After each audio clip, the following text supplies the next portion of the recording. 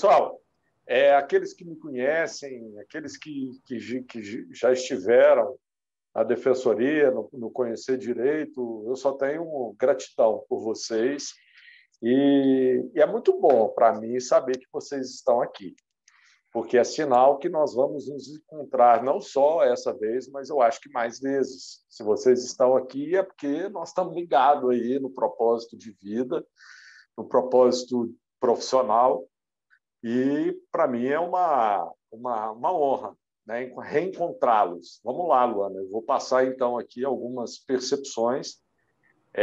Meu nome é Eveni Ávila, eu sou defensor público do Distrito Federal.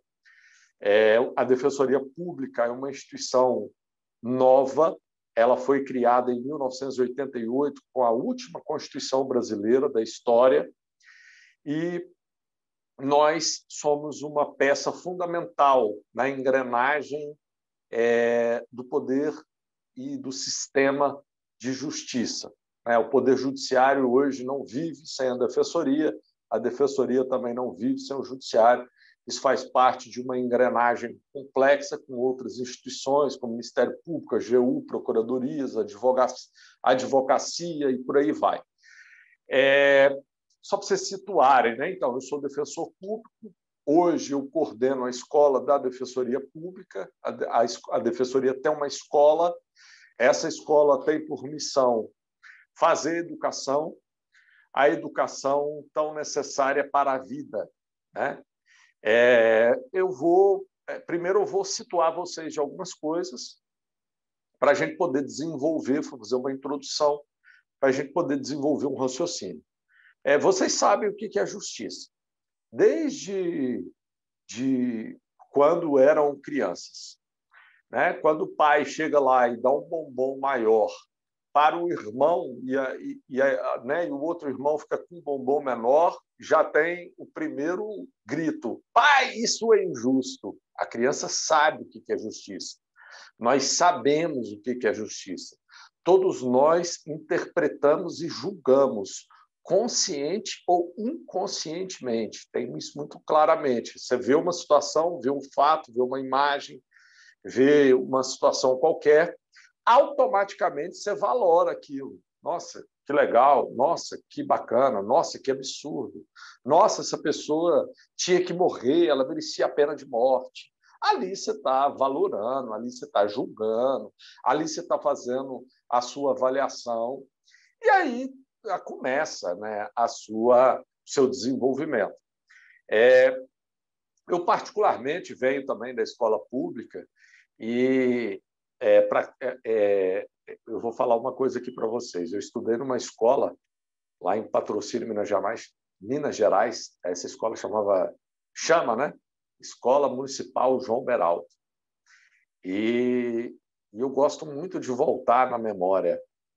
Todo dia eu lembro do que eu fazia, do que eu pensava, do que eu era, para me identificar como eu estou hoje, como eu sou hoje, como eu quero ser amanhã. É um exercício que eu faço de reflexão diária para que eu me mantenha motivado e centrado naquilo que eu preciso ser. Eu acredito que é a mesma coisa que vocês estão fazendo por agora. E essa idade de vocês é complicadíssima, porque existe agora uma série de obrigações, deveres, decisões que estão nos seus ombros. E, às vezes, vocês ficam: o que eu vou fazer agora? Pois 18 anos, né, responsabilidade completa sua, civil, criminalmente, administrativamente. Você é dono do seu nariz, responsável completamente pelos seus atos. Nós estamos num país onde, vocês sabem, né, nós tivemos a Constituição da Mandioca, nós tivemos ditadura, nós tivemos Estados Unidos do Brasil, nós tivemos escravidão institucionalizada, nós temos a escravidão até hoje, né? Temos o crime, né, da redução à condição análoga de escravo, temos a escravidão mental, temos o machismo, temos um monte de cicatrizes concernentes ao nosso retrato. E o que nós somos? Somos uma sociedade politicamente organizada. Isso é um conceito de Estado, que quando quem for fazer direito, um dos primeiros conceitos que vocês vão aprender, para quem fez o Conhecer Direito já sabe disso. Estado é sociedade politicamente organizada. Organizada em quê? Para quê? Por quê? Como? Aí vem uma série de reflexões que eu vou trazer para vocês e vai servir também para que vocês tenham essa ideia. Por que o direito é tão importante? Por que aqui em Brasília todo mundo quer fazer direito? Bom, nós estamos na capital da República. Nós estamos no Distrito Federal, um ente federado sui generis, é assim que a gente fala tecnicamente no direito. Por que ele é sui generis? Porque ele não é nem Estado nem município, mas ele é os dois ao mesmo tempo. Ele é uma criação, né, do Brasil e integra a Federação Brasileira. 26 estados, mais o Distrito Federal, dão 27 unidades federadas. E reunidas numa organização nacional chamada República Federativa do Brasil. Forma de governo, sistema de governo, democracia, tudo isso vocês vão estudar no direito, para compreender a nossa organização. Que organização é essa? A organização que está estampada lá na última Constituição. A mesma organização que você tem na sua casa. Lá tem uma Constituição, lá tem quem manda, quem obedece, lá tem as finanças, lá tem a repartição de competências. Assunto tal é sua mãe que resolve, assunto tal é seu pai que resolve. Seu pai decidiu, acabou. Vamos conversar, vamos dialogar, vamos recorrer aí para uma reunião de família. Bagunça, arruma-se assim, assado, sai de casa até essa hora, tem que trabalhar para ajudar a pagar as contas de casa. Isso é a Constituição familiar. E aí, essa Constituição familiar é o que dá sustentabilidade para aquela família, em termos financeiros, em termos de respeito, de princípios, de valores, de organização, quem vai arrumar a cozinha, quem vai fazer o almoço, quem vai limpar. Eu era assim, quando eu era criança, eu lavava o banheiro, arrumava a cozinha. Criança, sim. Eu cresci assim. Minha mãe trabalhava o dia inteiro e eu tinha que...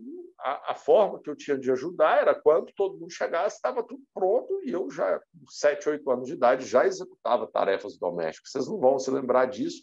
Na minha época tinha um escovão. Você jogava uma cera no taco e batia. E era um negócio pesado de ferro, tipo uma vassoura, que você colocava um pano e tocava aquilo até brilhar. Era uma loucura. O suor pingava. Foi muito bom para mim, porque participar da família gera um sentimento de pertencimento automático. E você se sente responsável por tarefas. E a vida é isso.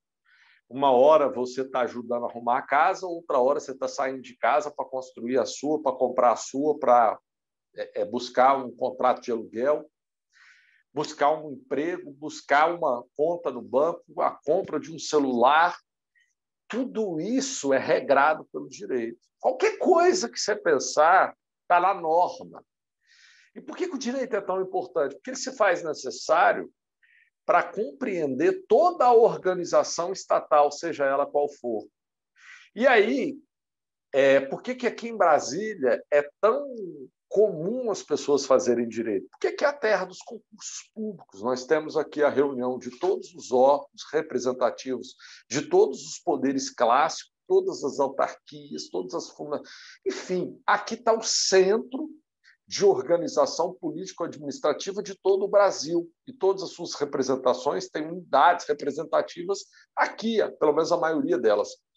E aí, o concurso público acaba sendo uma porta de entrada e acaba sendo uma opção de vida, legítima, inclusive, porque para o concurso público é a regra de entrada, né, na configuração da administração pública. Você tem que fazer prova depende de carreira para carreira, mas vocês do ensino médio, por exemplo, já podem fazer prova, né, para concursos que exigem certa titulação ou não. Vai para a faculdade de Direito, ali, a hora que você está no segundo, terceiro, quarto período, você já pode começar a fazer concurso, porque dependendo do prazo do concurso, da lista, da chamada, a hora que você acaba a faculdade de Direito, você já tem um emprego com um salário razoável, um excelente salário, por aí vai. Então, aqui, lá no interior, onde eu morava, isso não existia. Nem ouvia falar. O máximo era ali uma prefeiturazinha pequena, poucos funcionários. Aqui não. As pessoas aqui entendem, e isso é culturalmente conhecido em todas as famílias de todas as cidades satélites. Por quê? Porque aqui é a maior concentração de servidores públicos do Brasil, proporcionalmente falando.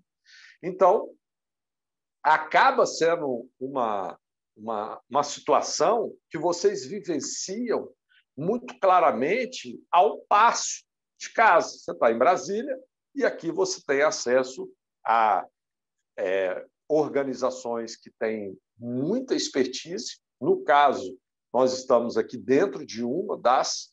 O IDP hoje é uma parceira, como a Luana falou, o IDP é uma parceira oficial da Defensoria Pública. Nós temos uma cooperação técnica e eu posso registrar aqui oficialmente a minha admiração por essa instituição. Por quê? Porque é uma instituição de vanguarda. É uma instituição que faz totalmente fora da curva, que prepara o acadêmico do direito para todas as situações que podem se desenhar. Porque assim, o concurso público é uma das. E dentro do concurso público tem centenas de carreiras que você, sabendo direito, você pode escolher. Mas não é só concurso público, você pode trilhar várias outras possibilidades dentro do curso de Direito. E eu acompanho, como a Luana falou, nós temos vários projetos com o IDP em andamento. Vocês que participaram do Conhecer Direito sabem que o IDP investe pesado no projeto Conhecer Direito, destinando bolsas para vocês, né? Inclusive, alguns aí já estão no IDP cursando a Faculdade de Direito, e hoje não é segredo para ninguém que o IDP é uma das faculdades mais bem ranqueadas no país, né? Então, não vou ficar aqui chovendo molhado, para vocês entenderem, a Luana não explicou, mas esses dados são públicos, vocês podem colocar na internet e acessar. Nós estamos falando de uma das melhores universidades do Brasil e da América Latina. Por quê? Porque ela entende de social, ela entende das misérias brasileiras, ela entende o contexto da justiça, ela entende das instituições, da academia, dos melhores profissionais, e faz essa miscelânea com muita maestria, com muita gerência. E aí acaba proporcionando para o aluno essa vivência tão necessária, porque aí eu vou entrar agora num assunto que não é muito bom. O que é justiça para você? Que justiça que você vivencia na sua casa, na sua rua? Que justiça que você quer trilhar para a sua vida? Que conceito de justiça que você acha que nós temos e que nós podemos vir a ter daqui 10 anos, daqui 3 anos, enfim. Por que eu estou falando isso? Porque escolher o curso de Direito por si só não é uma tarefa simples. Deve existir um propósito, um liame quase que espiritual. Apesar de vocês terem a pouca idade, né, aí adolescentes, entrando na fase adulta da vida, é preciso ter muita reflexão, seriedade, comprometimento, porque o cenário brasileiro é de construção e de desafios galácticos. O que eu quero dizer com isso? A última Constituição brasileira trouxe um texto, uma forma de nós entendermos o Estado brasileiro fantástico. Mas estamos muito longe da concretização dela. Por quê? Porque nós temos uma história não tão bonita, com muitas misérias humanas, políticas, sociais, que estão presentes nos dias de hoje. E aí nós temos um costume de fazer o quê? De terceirizar a culpa. Ah, a culpa é do fulano, é do beltrano, é do cicrano. A culpa é coletiva. A culpa é de todos nós. O que eu quero dizer? Se você que está na sua família, né? Ai, meu pai, minha mãe, olha, eles estão fazendo o melhor para você. Tenho certeza disso. Eles são seres humanos, são falíveis. Ou seja, a principal nota característica da natureza do ser humano é a falibilidade, o erro, a falha. E nós estamos aqui na Terra, pelo menos eu acredito, para evoluir, prosperar, fazer melhor, fazer mais. Só que o nosso país é um país que tem, por exemplo, uma das maiores populações carcerárias do mundo. Nós temos a miséria extrema e é um paradoxo. Nós temos o celeiro do mundo. O Brasil é um celeiro do mundo, um país riquíssimo, com muita água, com muita terra fértil e com milhões, bilhões de oportunidades. Mas nós temos a miséria se alargando exatamente nos dias de hoje. Não vou discutir política, estou falando da realidade fática. E aí você, não quero fazer direito. Tá bom. Eu acho que você precisa identificar todo esse contexto, toda essa dinâmica que nós temos à nossa disposição, porque você vai ter que revolucionar a sua vida pessoal, a sua vida familiar, encontrar um propósito maior de justiça, aquilo que você acha que tem que ser feito para melhorar a vida do seu irmão. Que irmão? Aquele da sua raça, que às vezes, atravessar a rua, você encontra do outro lado, dormindo no chão, se alimentando de restos do lixo. Isso é justiça? Isso é o que nós temos pela frente, de desafiar a nós mesmos e as nossas instituições, a começar pelas nossas famílias e a nós próprios, para encontrar na nossa organização, primeiro familiar, pessoal, depois comunitária, depois na nossa cidade, depois no nosso estado, para irradiar para a organização maior que é o Brasil. Nós temos, então, um cenário na justiça brasileira que é o seguinte, pessoal, nossa justiça é abarrotada de processos. Hoje, seguramente, vou falar em números aproximados, não tem esses números agora correlacionando com o desemprego que está agora, mas nós temos seguramente um processo judicial em tramitação para cada brasileiro economicamente ativo. Já pararam para pensar quanto custa um processo judicial em tramitação? É muita grana, porque tem muita gente envolvida em torno dele. Ah, eu vou procurar a justiça. Será que você quer realmente procurar essa justiça? Por quê?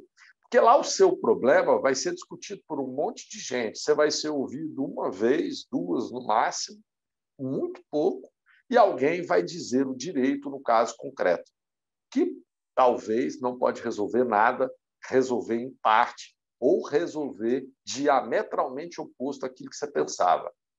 São todas as possibilidades que podem acontecer dentro do processo. E você já escutou aquela assim, eu ganhei, mas não adiantou nada. É o famoso ganha, mas não leva. Existe? Existe. Doutor, eu fiz exatamente o que a dona Maria, que é a minha vizinha de rua, fez. Deu tudo errado para mim. Agora eu vim aqui para o senhor consertar para mim, porque eu vim aqui procurar o senhor para o senhor entrar na justiça. Aí a gente até entra na justiça, mas eu, particularmente, quando eu estou na atividade fim, eu falo, olha, a senhora, infelizmente, foi enganada. A senhora foi ludibriada e a pessoa que relacionou com a senhora num contrato ou numa relação afetiva, por exemplo, era um crápula. A dona Maria, o sucesso dela decorreu da boa-fé do outro.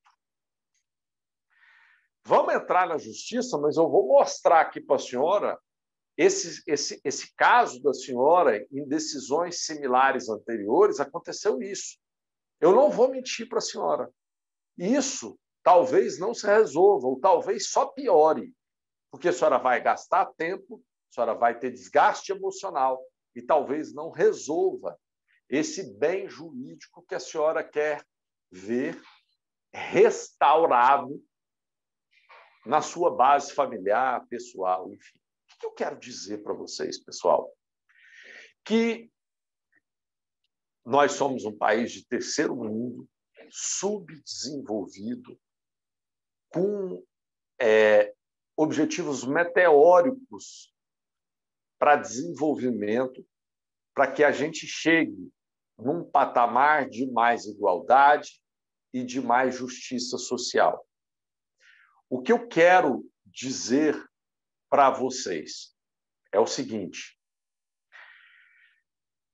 a justiça que está nos palácios, representada por gravatas, pessoas bem vestidas, não é aquela justiça que nós queremos no nosso coração. São coisas diferentes. Os operadores do sistema de justiça vão tratar com coisas, com crimes, com contratos rescindidos, com relações traumáticas, com separações de famílias, com pactos internacionais, Brasil e Colômbia, dando alguma coisa errada, direito tributário, um imposto que foi pago indevidamente, ou uma discussão se é para pagar, se não é para pagar, se é caso de incidência ou não. Na área, qualquer área que você imaginar, direito marítimo, existe? Existe. Direito consumidor, direito do trabalho, direito das aposentadorias, o previdenciário, direito das famílias, direito das relações civis, dos contratos, das obrigações das pessoas, dos registros públicos, o nosso nome. Vini, esse nome seu é muito louco, por que você não entra para mudar o seu nome? É possível mudar o nome. Como o meu é muito maluco, dá muito trabalho, eu acabei gostando do meu nome. É um desafio diário. Eu tenho que repetir meu nome 10 vezes por dia, soletrar ele 15. Né? Faz parte da dinâmica de vida do Evenin. Não é Evenin com L, é Evenin. Nínive, ao contrário. E aí, o que eu falo para vocês, pessoal? O que é acessar a justiça? O que é esse acesso à justiça?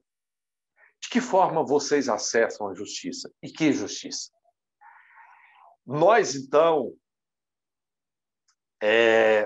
precisamos pensar na justiça brasileira, essa dos palácios, da forma, dos processos, e nós precisamos pensar numa justiça sustentável, que, para quem me conhece, para o pessoal do Conhecer Direito, sabe que muito que eu penso, que é aquela justiça que se encontra respaldada na última Constituição. Ela traz a solidariedade, ela traz a fraternidade, ela traz a cooperação, ela traz um dever para todas as instituições, para todas as pessoas. Sabe qual é esse dever? Da educação. E aí, eu vou entrar aqui, daqui a pouco o Vitinho está entrando, eu tenho mais 20 minutos de fala pela frente, eu vou entrar aqui naquilo que eu acho que é substancialmente importante, ainda que vocês não façam direito, mas eu vou contar uma coisa aqui para vocês. O jogo da vida é muito doido, muito arriscado. Sexo, namoro, casamento, compras de todas as ordens, mensagens nas redes sociais, seja ela qual for, tudo é regrado. Tudo está na lei. No nosso país, as pessoas acham que não entender do direito, não entender das regras básicas que são aplicadas em todas as áreas da nossa vida humana, por exemplo, respeito à mulher. Irmão, deixa eu te falar. Se você tem uma namorada e você não está firme aí no seu íntimo, aí na sua cabeça, de respeitar ela integralmente, não namore. Porque se acontecer uma violência psicológica, uma tortura, uma mensagem boba no Facebook ou no Instagram dela, depois de uma briga, falando: se você não for minha, não será de mais ninguém. Primeira condenação criminal sua, a Maria da Penha. Não tem defesa. Ah, mas eu estava brincando. Não se brinca com isso. Num país machista que combate a violência doméstica há algum tempo, sem muito sucesso, porque a maioria dos homens já estão com ficha criminal transitada positivamente. Ou seja, além de todos os perrengues, desafios, problemas, preconceitos que a gente sofre, se você tiver uma sentença criminal no seu CPF, as suas dificuldades serão elevadas à 10ª potência. Então, o que eu julgo fundamental? O conhecimento acerca das regras básicas do direito para que vocês possam, com dignidade, com tranquilidade, com consciência crítica e reflexiva, decidir sobre repostar um nude, repostar uma notícia notadamente falsa, comprar uma vaga numa universidade, comprar uma vaga numa fila de um programa habitacional público, comprar uma sessão de direito de imóvel, quando esse imóvel registra no cartório de registro de imóveis, não é sessão de direito. Comprar na OLX mediante um anúncio fraudulento, desrespeitar a sua namorada, por aí. Um monte de coisa. Não ter ideia de como se proteger utilizando das regras da Previdência, mesmo sendo autônomo. Não ter ideia, por exemplo, a mãe, que às vezes o pai falece e a filha recebe a pensão até os 21 e ela nunca soube. Minha esposa acabou de fazer uma audiência que a mulher, há anos, né? Agora que entrou na justiça, para quê? Sabe para quê? Para ela receber um direito que era dela. Ela não sabia que o fato do marido ter falecido dava direito para ela receber, independentemente da filha que fez os 20. Enfim, tudo que a gente faz na vida está regrado na lei. E aqui no Brasil, país de terceiro mundo, de escravidão mental, de escravidão racial, esse é o nosso país, esse é o nosso retrato configurado, né? Acho que ninguém vai discordar de mim, mas se discordar não tem problema. O que eu penso a respeito disso? Não tem como nós modificarmos o acesso à justiça fazendo a mesma coisa que nós temos feito nos últimos séculos, nas últimas décadas. Se nós acharmos que as regras jurídicas são monopólio das pessoas que formam em direito e que 99% da população vai agir e conduzir suas vidas com uma venda, vai lá, faz isso e depois vem as consequências. Vai lá, faz isso, arrebenta a cara e depois vem as consequências. Vai lá, faz isso. Gente, não tem como. Isso tudo, esse comportamento, né? Aqui, ó. A justiça, o modelo dela, sabe qual é? Ela é estática. Aí tem um monte de gente esperando você quebrar a cara, a sua cabeça, arruinar a sua vida pessoal, financeira e tal. E aí está todo mundo esperando para tratar você. Depois que o seu sonho foi embora, depois que o sofrimento pegou a sua família por inteiro, depois que o seu dinheiro acabou, depois que a fraude aconteceu. Muitas dessas situações não têm remédio, não restaura nunca. O que eu julgo sustentável? Que o acesso à justiça seja interpretado como não acessar a justiça que nós conhecemos. Mas, para isso, nós precisamos reverter a cultura desse país, da guerra, por exemplo. A cultura da guerra é uma cultura dos advogados. Como assim, Evelyn? Eu não entendi. Vocês são formados para guerrear? Até pouco tempo atrás era. Eu, particularmente, fui. Um dos primeiros conceitos que eu entendi, compreendi na faculdade foi litígio, que é atacar e contra-atacar para ganhar.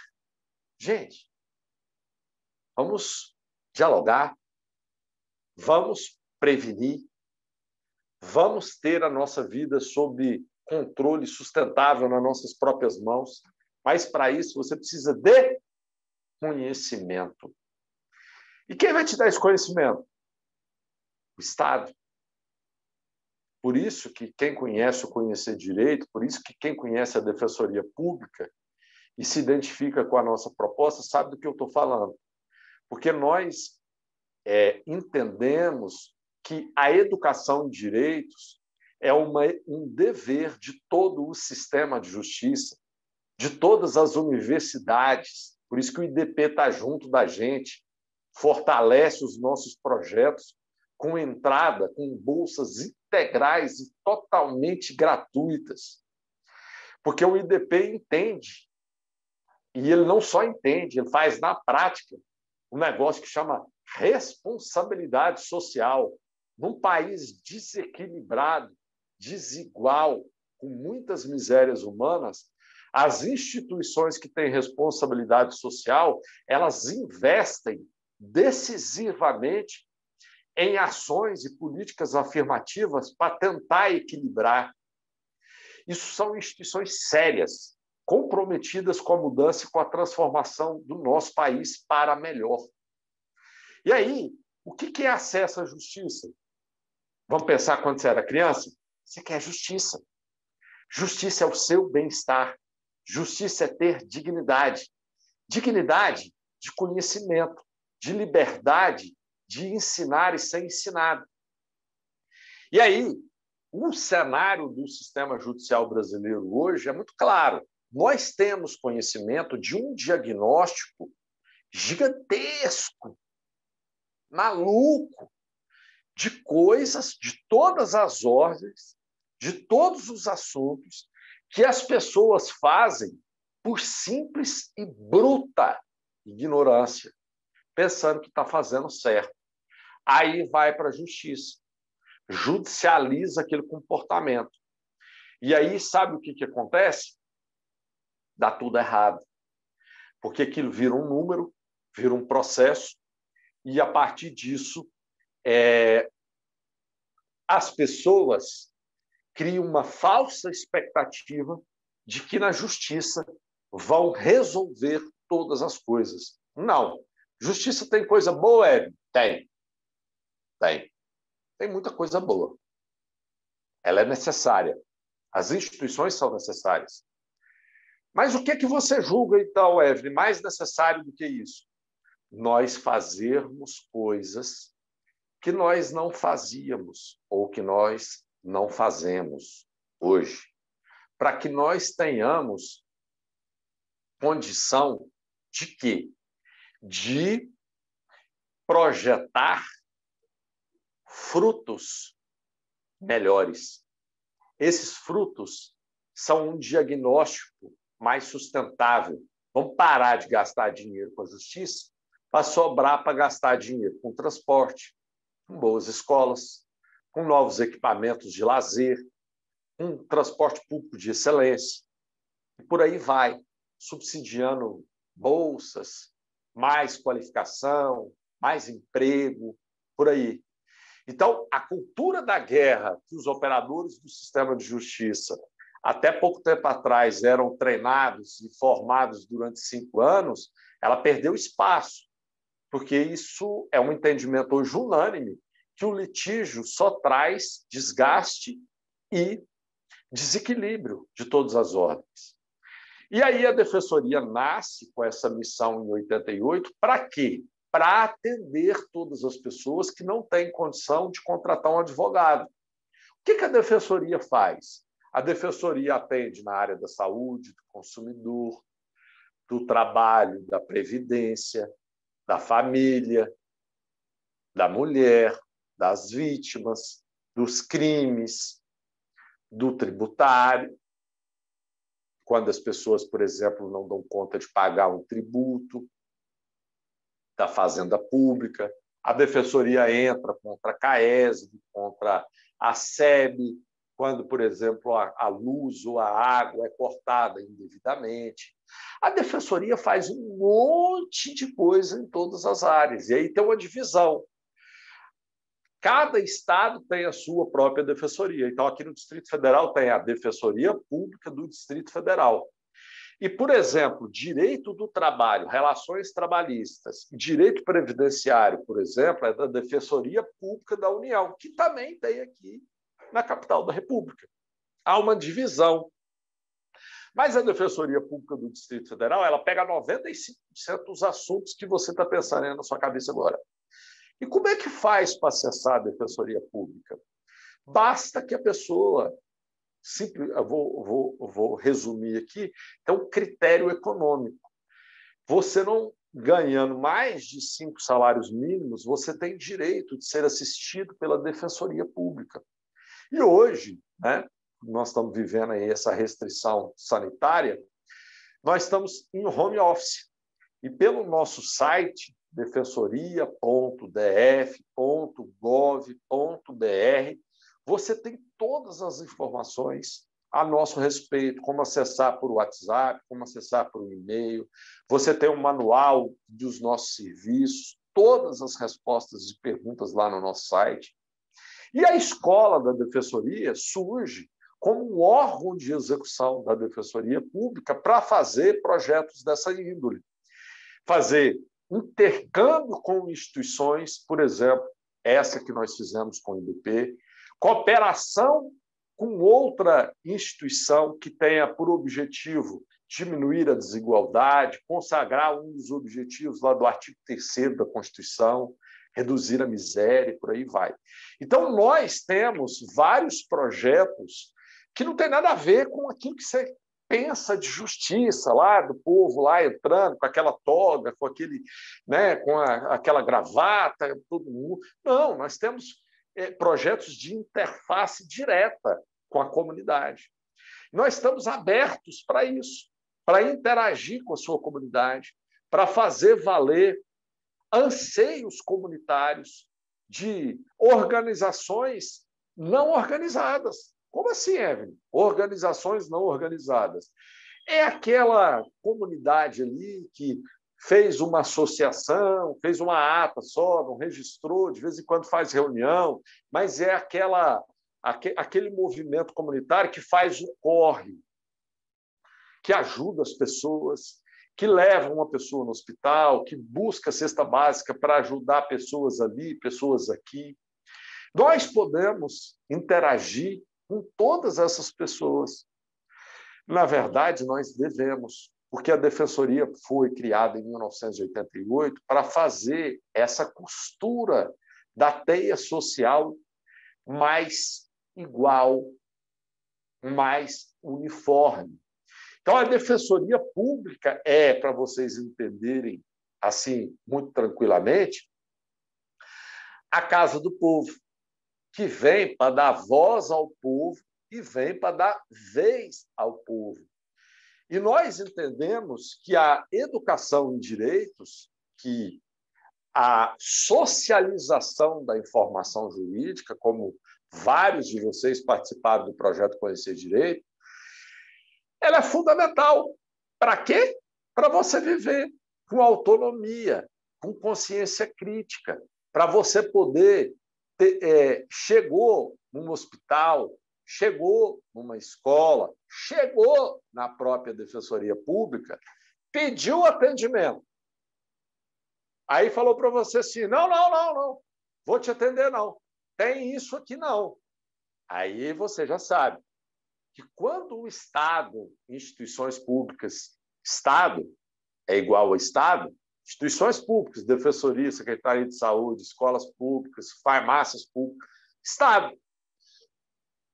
Quando você requer um serviço público é aquele pago com o dinheiro de vocês. Vocês pagam o meu salário. Quando vocês requerem um serviço público, um remédio e tal, e não tem, e quando o agente, né, o servidor público, fala para você que não tem, infelizmente não tem e tal, fica para a próxima, o que você vai fazer? Você vai fazer o seguinte, falou, o seu nome é? Esse nome seu é muito complicado. Evelyn, entendi. Evelyn, você é um servidor público, defensor público, você me negou um atendimento. Por favor, bote por escrito. Porque quando o Estado fala, o Estado precisa oficializar a negativa. Para quê? Para que você, cidadão, possa exercer um controle. Aí entra acesso à justiça, formal, que você tanto quer saber.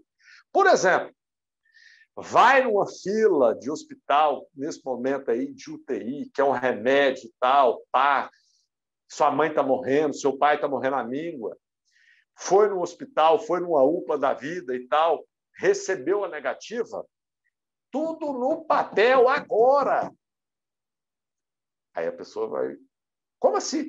O Estado está me negando, eu tenho direito à saúde, eu tenho direito à educação, eu tenho direito à defensoria. Se o senhor está me negando, o senhor tem que pôr no papel, porque eu vou fazer o controle da sua negativa. Aí, por exemplo, na área da saúde, vocês sabiam que nós temos um núcleo especializado na saúde, que nós atendemos milhares de pessoas todo mês, só na área da saúde, e que nós somos excelência nesse atendimento? Então, você não pode receber um não e ficar calado e voltar para casa desanimado. Você tem que ir à luta, porque o nosso país é cheio de defeitos mesmo. Nós estamos no Brasil, né, com muitos paradoxos, que eu acabei de falar no início da minha fala. Nós somos um país vastíssimo, riquíssimo e com muita miséria. Nós somos um país extremamente organizado em termos de justiça, mas cheio de injustiça. Nós temos muitos pensadores, muitos professores, muitas pessoas analfabetas.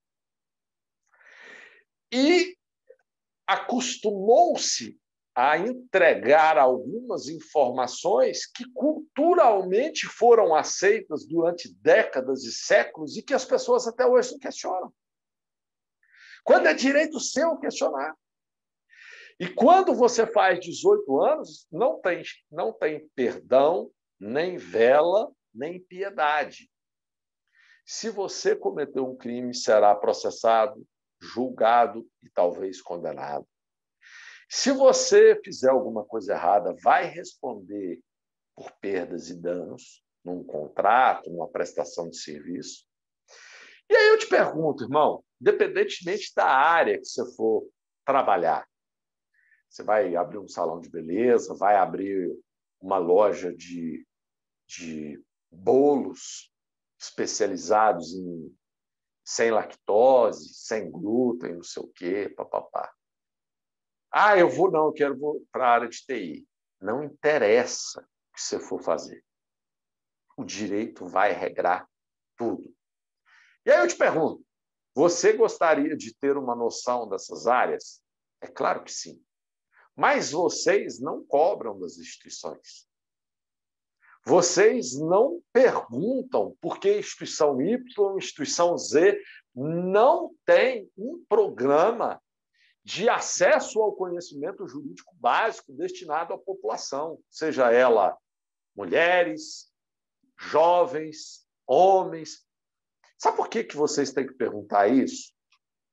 Porque eu entendo que nós temos um substrato, um lastro, uma base jurídica robusta que dá direito ao cidadão de buscar isso. A Constituição fala que é dever de todo mundo. E o Código Civil fala que aos 18 anos, qualquer coisa que você for fazer e der errado, você é responsável por cumprir com todas as consequências. Com um detalhe, você não pode falar que não sabia. Mas aí você se pergunta, Evelyn, velho, Isso é injusto. Isso é totalmente injusto. Eu tenho 19 anos, fiz o ensino público todo. Como é que eu vou saber tudo? Eu pensei no negócio, fiz o negócio, porque o meu vizinho lá fez, deu certo, deu tudo certo para ele. Agora eu fiz. O juiz está falando que eu cometi um crime. E agora eu estou condenado. E meu CPF está sujo. O que é isso, velho? É isso. Somos o Brasil. Um país que tem essas coisas. Ou seja, vocês serão professores, serão advogados, serão defensores, promotores, juízes. Qual o propósito que vocês terão? Qual o plus? Qual as novas atividades que vocês farão ao entrar no sistema de justiça? Que justiça que vocês vão querer dar de acesso ao povo? Que justiça que você quer vibrar na sua consciência, no seu comportamento? Para mim, acesso à justiça, o verdadeiro acesso à justiça, é não acessá-la nos moldes em que nós conhecemos. Se você passar pela sua vida inteira sem precisar entrar num fórum, significa que você foi prevenido, que você teve conhecimento, que você teve princípios, valores, que você foi respeitoso, que você teve inteligência sustentável para conduzir seu dinheiro, sua mente, seus sonhos. E isso vai dar o que para você? A verdadeira liberdade.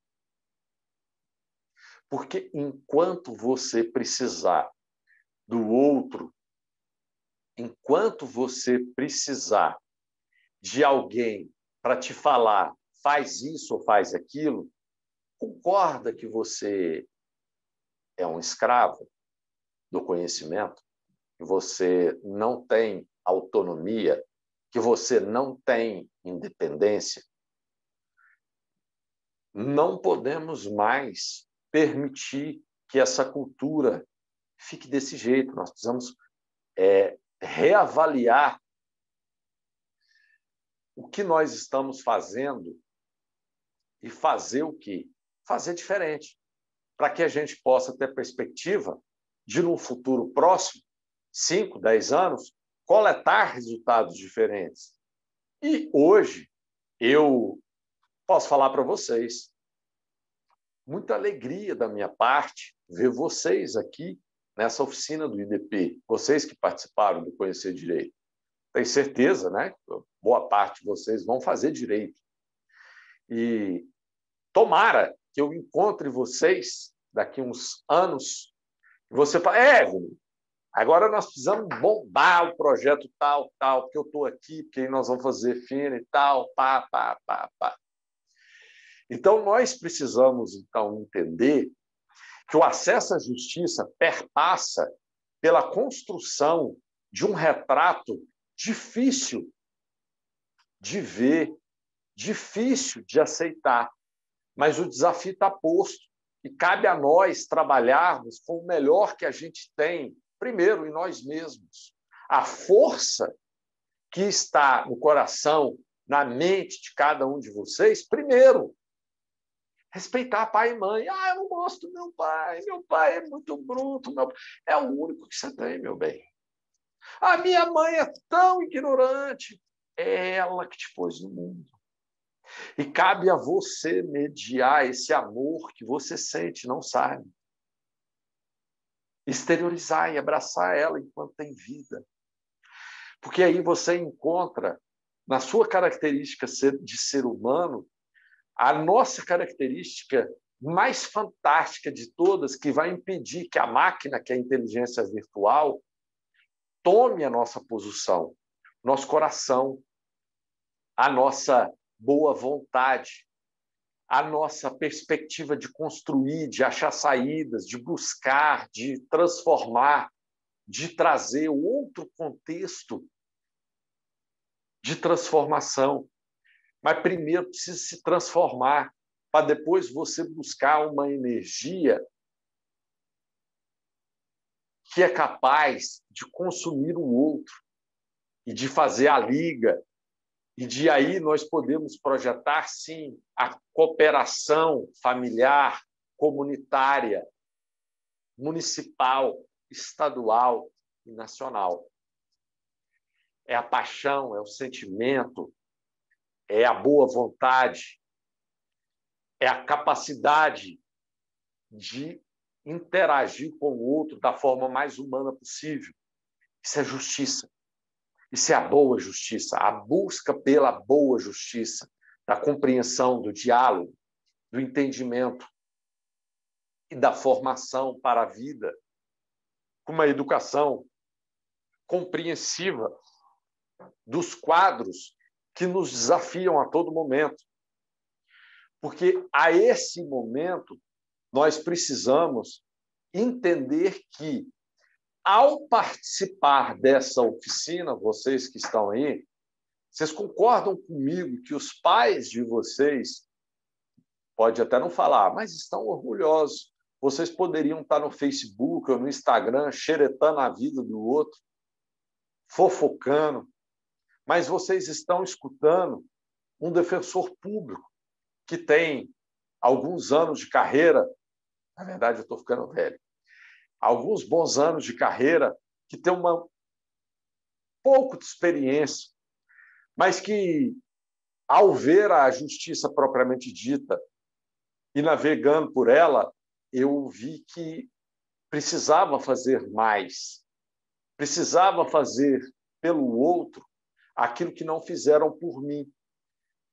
E aí eu falo aqui para vocês, eu queria que na minha escola, que durante a minha infância, a minha adolescência, as autoridades do sistema de justiça tivessem esse papo comigo, tivessem me alertado que a vida é brava, que a vida é dura, que o jogo da vida é brutal, extremamente arriscado, que tudo que você faz, você pode praticamente ir para a prisão, que é a coisa mais fácil do mundo é ser condenado.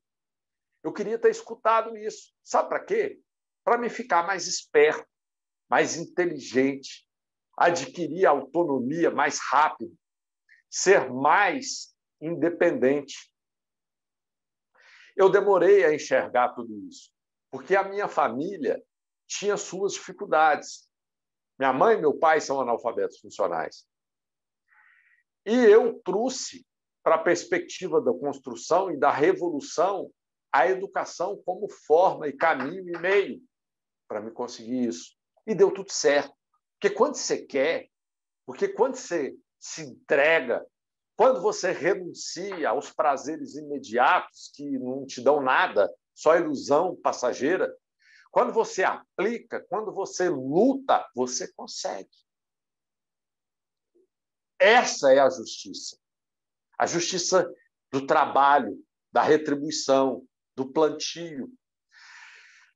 O que eu passo para vocês, então, nesses minutos que a gente está conversando, é essa perspectiva de força e que nós precisamos, primeiro, saber onde estamos, quem nós somos, para saber para onde vamos e quem nós queremos ser.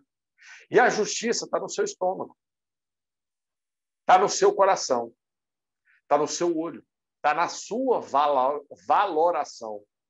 Mas a empatia, a fraternidade, fazer pelo outro aquilo que você gostaria que fizesse por você, são elementos básicos para que você entre para o sistema de justiça e seja feliz. Porque não adianta você entrar querendo sucesso. Você precisa ser feliz. Você precisa se realizar. Porque fazer uma coisa que não gosta é a pior coisa do mundo. Eu sou um homem realizado, porque nessas atividades eu me realizo completamente. Um beijo a todos vocês. Vou chamar meu amigo, meu parceiro, Vitão. Vitão vai contar a história dele para vocês. O Vitão hoje é um exemplo. O Vitão é 10 vezes melhor do que eu, em termos jurídicos, em termos humanos, tecnológicos. O Vitor começou comigo na primeira turma do Conhecer Direito, há alguns anos atrás, e ele é fera. é meu brother, meu amigo, meu companheiro, trabalha comigo. E alguns de vocês também conhecem ele. E, para mim, ele é um exemplo. E ele me inspira. E eu acho isso muito legal, porque ele me fala que eu inspiro ele também. Então, a inspiração recíproca é a nitroglicerina que a gente precisa para bombar, para fazer valer a nossa força, a nossa vida, a nossa sinergia dentro de casa, e motivar o pai, motivar a mãe. Vamos para frente, vamos empreender, vamos crescer, vamos lutar, porque é assim que tem que ser. Vitão, é nóis, irmão. Luana, beijo no coração. Estou junto de vocês, sempre à disposição. Obrigado pelo convite. Vitor, é com você, irmão. Valeu, Vente. Beijão no coração. Beijo, Evelyn. Valeu demais. Fica bem aí. Bom, vocês conseguem me ouvir? Tá tranquilo? Conseguimos, Vitor. Boa tarde. Que bom. Boa tarde, Luana. Obrigado. Obrigado, IDP, pelo espaço. Obrigado a todos vocês que estão presentes. Obrigado, Evelyn, pelas palavras, pela oportunidade, mais uma vez, de ouvi-lo. E, bom, gente, para a gente dar continuidade, eu queria falar um pouco da estruturação do que é acesso à justiça. Eu já começo pedindo a vocês, vocês provavelmente devem ter anotado aí, quem estiver anotando alguma coisa, o título, né? Acesso à justiça. Eu peço que vocês ou passem o risco ou puxem uma setinha para a gente já começar aqui de imediato entendendo não só como acesso à justiça, mas como acesso à ordem jurídica justa. E já eu vou explicar para você o porquê que eu estou dizendo acesso à ordem jurídica justa. Então, só bota esse complemento, faz essa correção nesse título. E essa correção, na verdade, esse complemento, está de acordo com a resolução 125 do CNJ, que eu vou explicar para vocês já também, tá bom? Então, antes da gente começar, meu nome é Vitor Sampaio, sou servidor na Defensoria Pública do DF, também atuo na advocacia criminal. Atualmente, inclusive, estou terminando uma pós-graduação em Direito Constitucional no IDP, e é justamente na área que a gente vai tratar aqui hoje. Só que tem um detalhe relacionado particularmente a mim quando se fala em educação em direitos, quando se fala em acesso à ordem jurídica justa, é que eu fiz parte do projeto Conhecer Direito que o Evelyn mencionou, né? Então, aqui nós temos vários colegas, né? Meus alunos, na verdade, são meus colegas, vários colegas de projeto Conhecer Direito que puderam participar do projeto, e eu tive a oportunidade de participar da primeira turma em 2010. Então, já faz um tempinho que a educação em direitos ela é trabalhada pela Defensoria Pública aqui no Distrito Federal e já conta com o apoio do IDP há alguns anos. Bom, acesso à ordem jurídica justa. Eu quero que vocês montem aí, se não for no papel, monta mentalmente um esqueminha para que você vai entender rapidamente a estrutura que eu quero dar de acordo com os autores, de acordo com os fundamentos e principalmente de acordo com a Constituição, o sentido que eu quero dar para essa expressão acesso à ordem jurídica justa. Então, abaixo, né, desse acesso à ordem jurídica justa, imagine direitos sociais, que eu vou explicar já o que é. Esses direitos sociais eles estão interligados à cidadania. Então, você puxa um tracinho mentalmente ou no seu papel para o lado e pense cidadania. Direito social integra a cidadania e vice-versa. Abaixo, democracia. E, puxando a setinha da democracia, conhecimento e participação do povo. Abaixo ainda, educação. Puxa a setinha e coloca ética universal do ser humano ou dignidade da pessoa humana. Fica tranquilo, que eu vou explicar tudo isso com calma. Mas qual que é o sentido? E vou começar já, na verdade, pelo fim. Qual que é o sentido do acesso à ordem jurídica justa? Por que a gente tem que falar sobre isso aqui? Por que as pessoas deveriam fazer direito ou por que as pessoas deveriam ter acesso ao conhecimento jurídico básico? Porque a Constituição diz que nós estamos buscando ser uma sociedade livre, justa, igualitária, fraterna, pluralista e sem preconceitos, fundada na harmonia social. Veja só, o tanto de palavra bonita, o tanto de valores, o tanto de conceitos importantes que nós temos aqui nessa frase. E essa frase não sou eu que estou dizendo, é a Constituição, no artigo 3º, inciso 1º, e no seu preâmbulo. Então, se você abrir a Constituição, olhar o artigo 3º e antes dele olhar o preâmbulo, você vai ver que a gente busca ter uma sociedade com liberdade, com justiça, com igualdade, com fraternidade, com pluralismo e sem preconceitos. Pois bem, quando é que começa isso, Vitor? Vamos voltar lá na história rapidinho e lembrar que no século XIX nós tivemos uma ruptura muito forte da concepção individualista do que é liberdade. Então, antes nós tínhamos uma ideia da liberdade como algo muito individual. E o que o constitucionalismo veio trazer... Vitor, o que é constitucionalismo?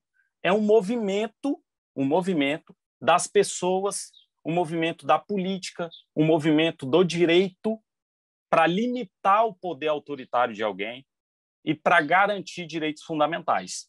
Isso é o constitucionalismo. Então, no século XIX, nós tivemos uma ruptura muito forte do que é liberdade e o constitucionalismo ele veio dizer o seguinte: olha, os direitos sociais agora integram a cidadania das pessoas. Eu queria saber, se alguém já tiver lido, pode ativar o áudio e falar ou escrever aí no chat. Eu quero saber quem já leu o artigo 5º da Constituição e quem já viu quais são os direitos sociais da República Federativa do Brasil. Direitos sociais no artigo 5º da Constituição. Se alguém já tiver lido, se alguém souber, pode ativar o microfone aí, pode falar, tá bom? Bom, lá na Constituição, no artigo 5º, nós vamos ter os direitos sociais, né? Os direitos sociais são o seguinte: primeiro, educação. Segundo, justiça. Terceiro, saúde. Trabalho, moradia, lazer, segurança, previdência social, proteção à maternidade, enfim, uma série de direitos. O que significa chamar esses direitos de direitos sociais? Significa que esses direitos são para todos. Significa que esses direitos eles devem estar alicerçados numa base chamada igualdade. E todos devem ter acesso a esses direitos. Agora, Vitor, por que eles integram a cidadania? Ora, se esses direitos eles devem ser disponibilizados a todos, dentro de uma sociedade que tem por base a Constituição, logo, essas pessoas precisam conhecer esses direitos. As pessoas precisam acessar esses direitos. E conhecê-los, acessá-los, é o significado de cidadania. Quem aqui pensava, ou sempre ouviu, até mesmo do Tribunal Eleitoral, né, que você exerce a cidadania quando você vota, né? Exerça a sua cidadania, vá votar. Pois é, gente. Cidadania não é só voto. Cidadania, na verdade, é a base, é o fundamento da República. Cidadania, aliás, eu particularmente gosto muito de entender as expressões, entender o conceito das coisas com base no seu significado etimológico. E cidadania vem do latim, que significa civitas, ou seja, cidade. Então, quando você diz que a pessoa é um cidadão, quando eu digo, né, que os direitos sociais integram a cidadania, é quando o sujeito, é quando o indivíduo, ele pertence à cidade, ele pertence à sociedade. Isso é cidadania. Inclusive, José Afonso da Silva, que é um escritor, né, um jurista bastante renomado e referência dentro do direito constitucional, ele diz que a consciência de pertinência à cidadania, como titular dos direitos fundamentais, titular da dignidade da pessoa humana, da integração participativa no processo do poder de decisão coletiva e também a consciência de respeito e de cumprimento dos direitos, dos deveres e de ser responsável pelas consequências disso é conceito de cidadania. Isso significa cidadania. Veja só, o tanto de coisa que eu já falei relacionada à cidadania e sequer falei no voto. É porque o voto ele pode até ser uma maneira mais pública, uma maneira mais direta de se exercer o papel enquanto cidadão no país. Mas o voto ele não é a base do conceito de cidadania, de forma alguma. Então, nós precisamos ter isso bem claro, tá? A gente precisa partir desse ponto para a gente entender que acesso à justiça, acesso à ordem jurídica justa, não é falar de processo judicial de forma eminente, não é falar de poder judiciário inicialmente. Falar de acesso à ordem jurídica justa é falar primeiramente de cidadania, é falar primeiramente de direitos sociais. E quando eu digo que os direitos sociais integram a cidadania, nós estamos, então, num Estado, nós estamos, então, numa cidade, numa sociedade que é social. O que significa um Estado social? Significa que nós temos vários direitos, nós temos vários deveres, eles valem para todos, em pé de igualdade. Então, é dentro dessa perspectiva que eu trago para vocês um conceito que é de Fernando La Salle, que diz que nós não podemos transformar a Constituição em mera folha de papel. Nós não podemos visualizar a Constituição como apenas um papel que tem várias coisas escritas, mas que não necessariamente estão de acordo com a realidade social. Nós precisamos visualizar a Constituição como uma aquisição, como um documento que reflete a aquisição de evolução histórica, de evolução sociológica, de evolução social, em todos os sentidos. Esse é o conceito que mais se aproxima do que a gente precisa entender como Constituição. E aí, a partir desse momento, a partir dessa advertência, né, de Fernando La Salle, a gente consegue visualizar, então, a importância que tem de nós compreendermos a Constituição Federal. Não sei se aqui todos já tiveram acesso à Constituição, ou se alguém já leu alguma parte, né, desse texto constitucional, mas o texto constitucional, aqueles direitos e aqueles deveres que estão ali descritos, não é para estarem apenas positivados, não é para eles estarem apenas escritos num papel. Não, eles não são meros direitos constitucionais. Os direitos sociais que eu acabei de mencionar, eles não são meros direitos constitucionais. Eles possuem aplicabilidade imediata. Eles necessitam ser concretizados na prática por meio de prestações positivas. Ou seja, é preciso que o Estado olhe para a Constituição, olhe para aqueles direitos sociais e que ele visualize, que ele elabore, que ele construa formas de concretizar tudo aquilo que está escrito. Esse é o grande sentido do constitucionalismo que eu falei. Esse é o grande sentido do nosso Estado, da sociedade civilmente organizada. Esse é o grande sentido. Por quê? Como diz Herbert Kroeger, o sentido de tudo, em termos de Constituição e de Estado, é que os direitos fundamentais, aliás, é que o Estado deve depender dos direitos fundamentais e não o contrário. Porque quando a gente vai olhar na época da República de Weimar, puxando novamente para a história, lá na época, né, da Segunda Guerra Mundial, ali antes do nazismo, quando a gente volta naquela época, né, e a Constituição alemã, a lei fundamental alemã, ela é uma base super importante para a nossa cultura constitucional. Os direitos fundamentais ali naquela época, eles se encontravam na dependência da lei. Os direitos, eles eram dependentes da lei, certo? Você só efetivava os direitos fundamentais de acordo com o que estava na lei. Hoje não. Hoje não. Hoje não. Hoje o que a gente tem aqui, a lei é que passou a estar dependente dos direitos fundamentais. Então, vou exemplificar para vocês. Quando a gente vai analisar qualquer situação da vida em sociedade, qualquer uma, a gente precisa olhar aquela situação aos olhos dos direitos fundamentais. Vou dar um exemplo para vocês. Eu comentei que eu estou finalizando uma pós em Direito Constitucional aqui no IDP. Nessa pós, eu escolhi como tema do meu trabalho de conclusão de curso, do meu artigo científico, um tema que é o seguinte: é a possibilidade de uma pessoa transexual ter acesso aos aparelhos públicos, ter acesso aos aparelhos sociais, tá? Dentro da nossa sociedade, considerando o sexo que ela entende pertencer.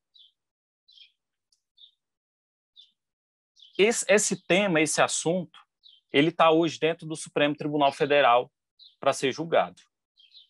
E ele foi ali suscitado em razão de um caso que aconteceu, se eu não me engano, no Rio de Janeiro, em que uma pessoa transexual, ou seja, nesse caso, se eu não me engano, era uma pessoa que fisicamente é homem, mas ela se entende como mulher.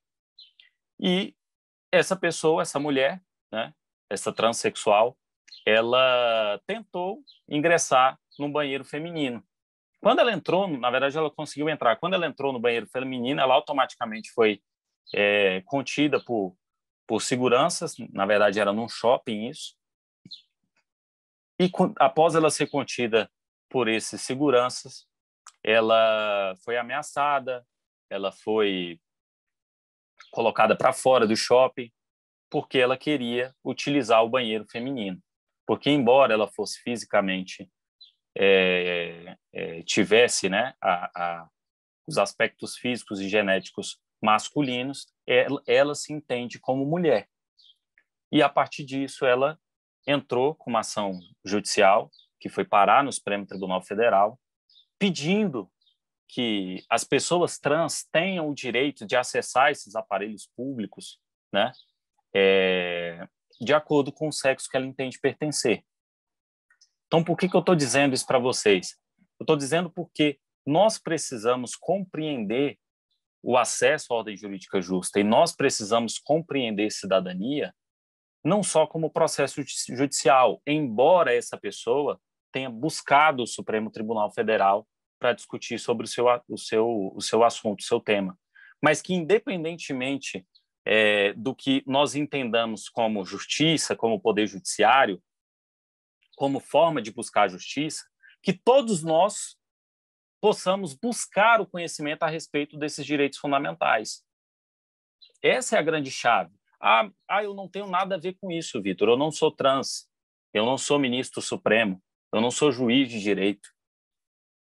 Sim, mas uma hora um problema desse bate na sua porta, dentro da sua família, dentro do seu círculo social, dentro de um evento, dentro do seu trabalho. Nenhum problema é só do outro. O problema é nosso. Por quê? Porque envolve direito social. E aí, dentro dessa perspectiva, quando é que surge, quando é que existe a necessidade da gente compreender os nossos direitos e os nossos deveres? Em que ponto que está, Vitor, a necessidade da gente olhar para o direito, entendendo não só como o curso de direito, como advogado, como juiz, como promotor, está no surgimento da própria cidade. Está no surgimento da sociedade enquanto organização social. Por quê? Porque nós, seres humanos, nós temos uma natureza conflituosa. Então, via de regra, nós priorizamos o conflito. Nós temos impulsos sociais, enquanto ser humano, que geram conflitos. Em que momento que a gente percebe que esses conflitos precisam ser contornados para que nós possamos viver em harmonia, para que nós possamos viver num estado de estabilização do convívio social? Isso acontece a partir da educação.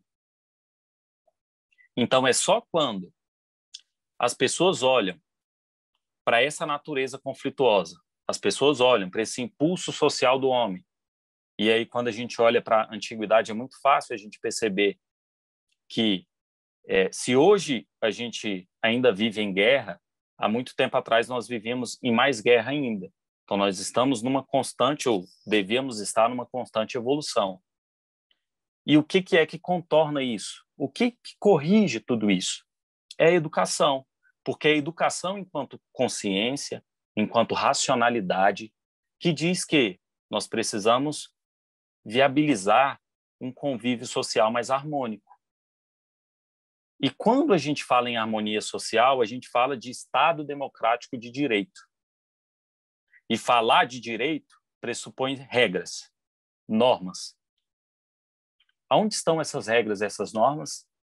Estão num conjunto absurdo, complexo e muito vasto de leis que eu não conheço enquanto operador do direito, não conheço todas, que você também jamais vai conseguir conhecer todas, mas que existem bases.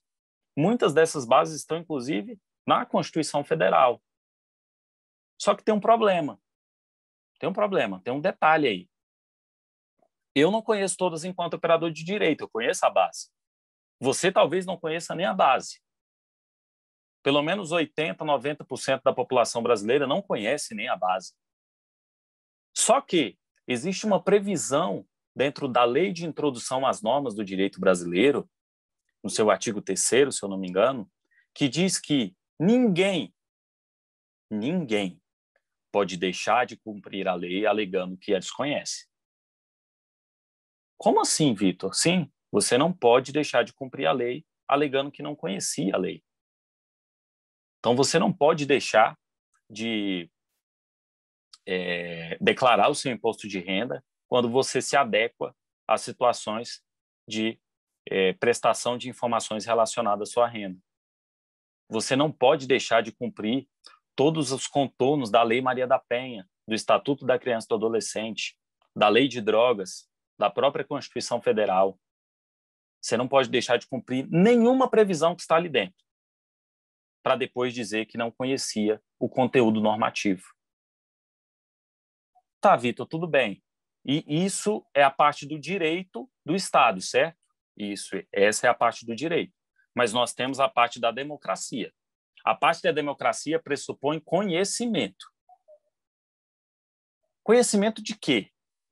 Norberto Bobbio, que quem for fazer direito ou quem já fez direito vai ver bastante logo no início, ele diz que o cidadão ele deve saber, ou pelo menos deve ter condições de saber acerca das regras do conhecimento da vida cidadã. Norberto Bobbio diz isso. E ele diz isso explicando o que é democracia.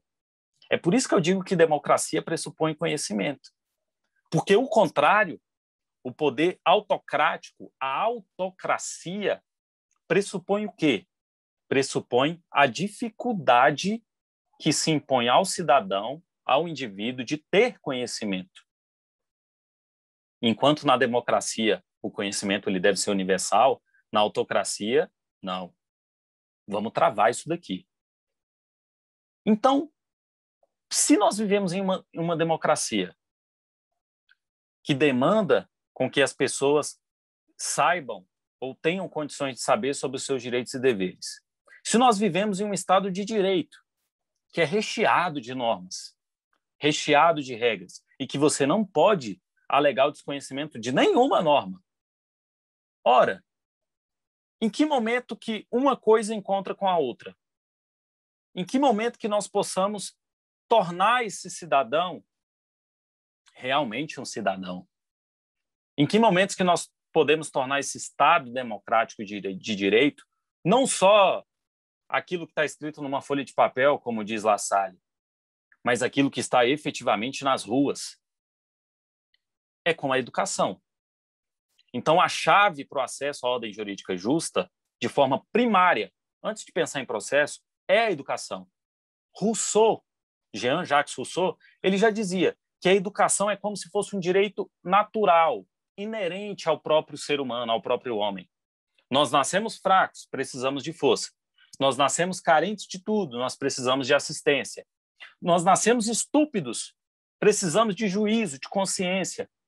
tudo que nós não temos ao nascer e de que precisamos quando grande nós estivermos, nós encontramos na educação. É o que diz, não eu, Jean-Jacques Rousseau. Então, é a partir da educação, que é um direito humano em si mesmo, que é um meio para o cumprimento de todos aqueles direitos sociais que eu mencionei. A saúde, o trabalho, o lazer, a proteção à maternidade, a previdência social. A educação é um meio fundamental para alcançar todos os outros. Ou você nunca viu o caso de uma avó sua, de um avô, de um tio, de uma tia sua, que precisa aposentar e ela não sabe nem por onde começar. Ela não sabe nem com que idade que pode aposentar. Ela não sabe quais os documentos, o que pode ser aproveitado ou não. Ela consegue isso a partir do quê? Da educação. Aí, muitas vezes, ela acaba por procurar um advogado, por procurar algum servidor da justiça para poder explicar, gente, algo que deveria ser inerente à vida em sociedade. Como é que você vive dentro de uma sociedade e não conhece as regras para se conviver nela? Isso é crítico. E é crítico também o número de brasileiros que não dominam as habilidades mínimas de leitura, de escrita, de cálculo. Esses são os analfabetos funcionais. Esses dias mesmo, eu fui à padaria e estava comprando, né, um pão, e tinha um senhor do lado com envelope, e ele ali pegava o envelope, parecia que ele estava desenhando alguma coisa. Aí ele parou, olhou para mim, né, falou assim: você sabe escrever? Eu falei: sei. Aí ele: não, você pode escrever. Acho que era um nome bem simples, assim, João, José, era um nome só. Ele falou: você pode escrever esse nome aqui para mim? Aí eu escrevi para ele, né? Aí a moça do balcão até falou assim: tem hora que dá um branco, né? Ele falou: não, é porque eu não sei escrever mesmo. Então, que número, qual que é o número hoje, Vitor? Você falou que o número é crítico de analfabeto funcional. O número hoje, segundo o índice de analfabetismo funcional nacional, que foi divulgado em 2018, a última vez, é de 30%. 30% da população brasileira não tem capacidade mínima de fazer um cálculo de troco de padaria, que não tem condições de interpretar uma frase simples, uma afirmação, que não consegue escrever um parágrafo. 30% da população brasileira hoje é analfabeta funcional. E isso vem da base, porque o nosso índice de alfabetização também é crítico. 54% dos estudantes acima de 8 anos não têm ainda capacidade de leitura. 33% dos alunos brasileiros não conseguem escrever direito.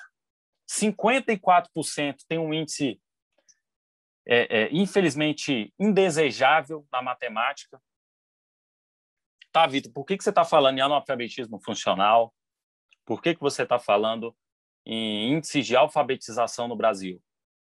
Ora, se a pessoa ela não consegue interpretar uma frase, se ela não consegue fazer um cálculo de troco de padaria, se ela não consegue ler ou escrever um parágrafo simples, ela fatalmente, ela é incapaz de exercer a cidadania.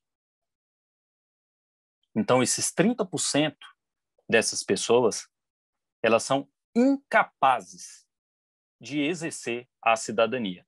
Só que esse número não é só de 30%, porque esses 30% certamente serão pobres.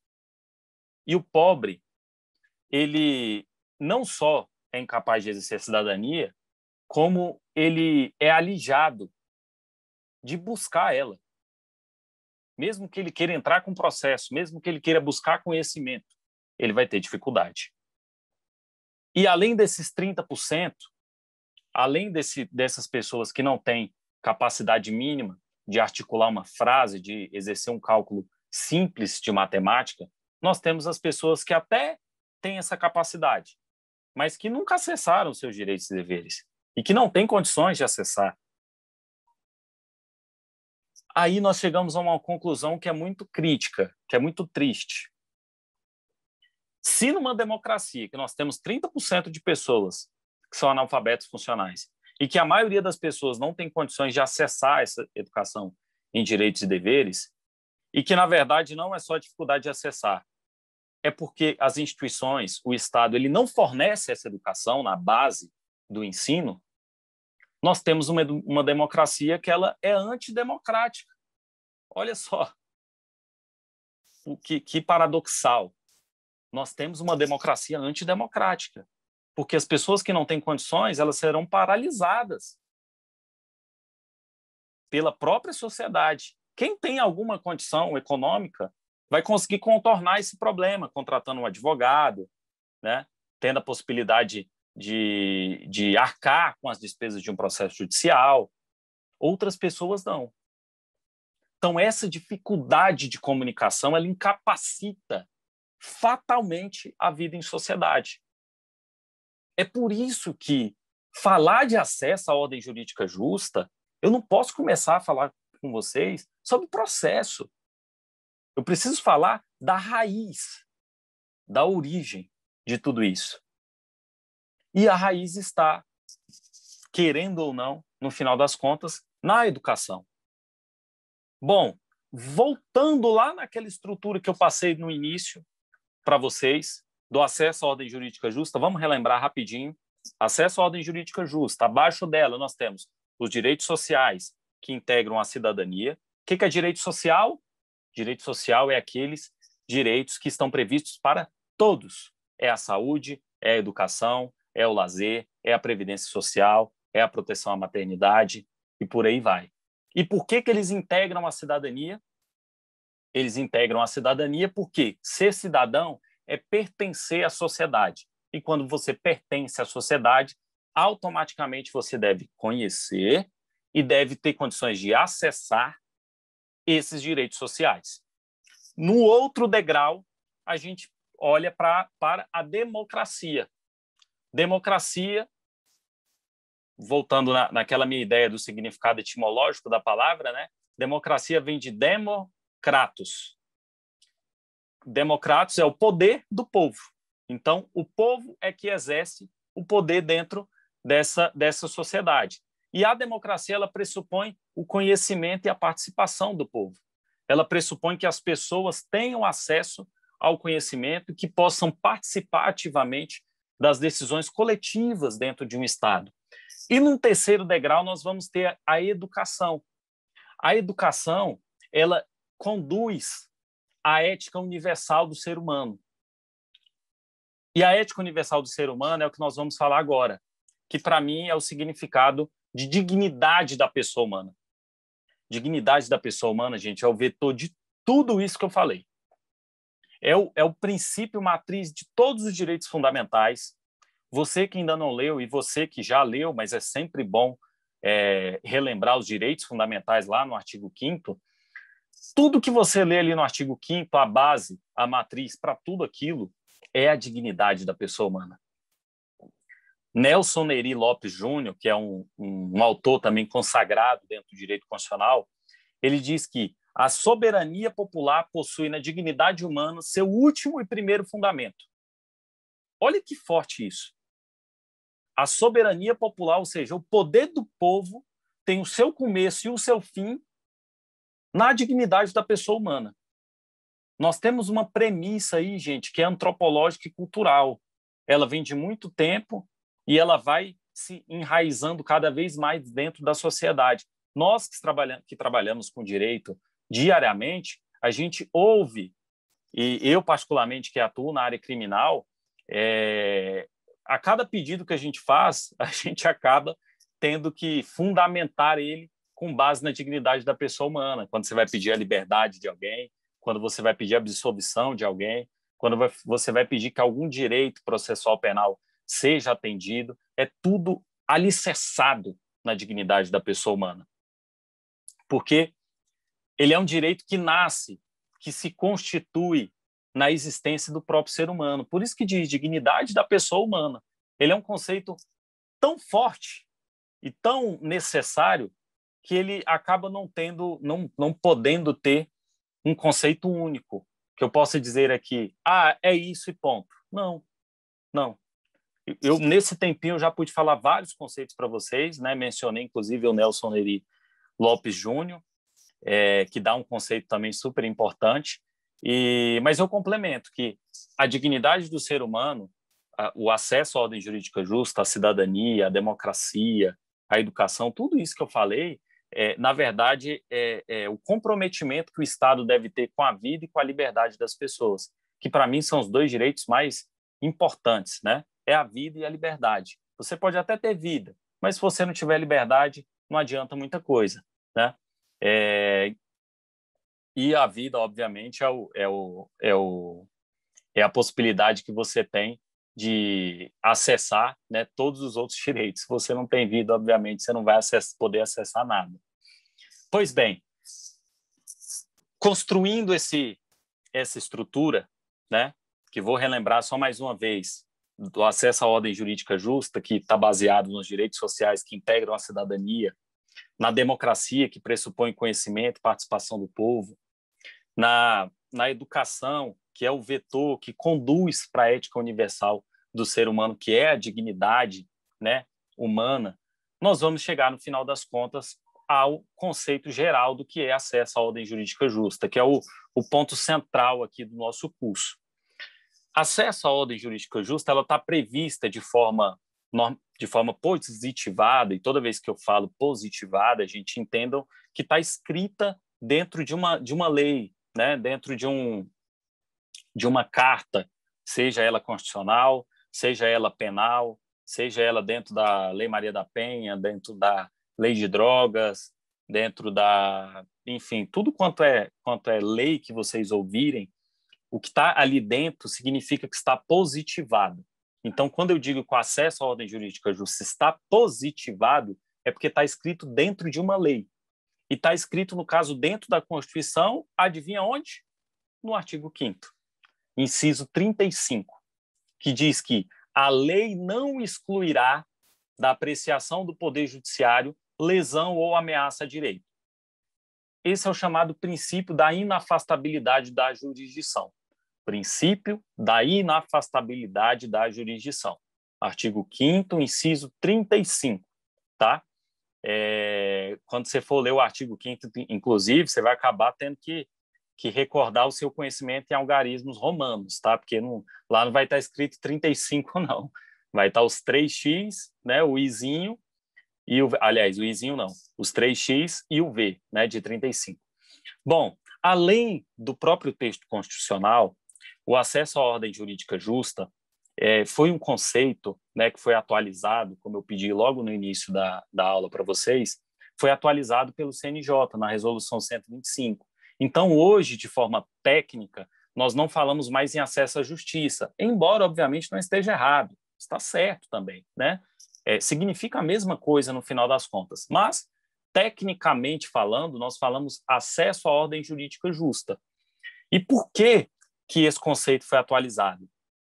Porque antes só se entendia como justiça a proteção contenciosa de direitos. O que significa isso, Vitor? Proteção contenciosa de direitos. Significa entrar na justiça para conseguir alcançar algum direito.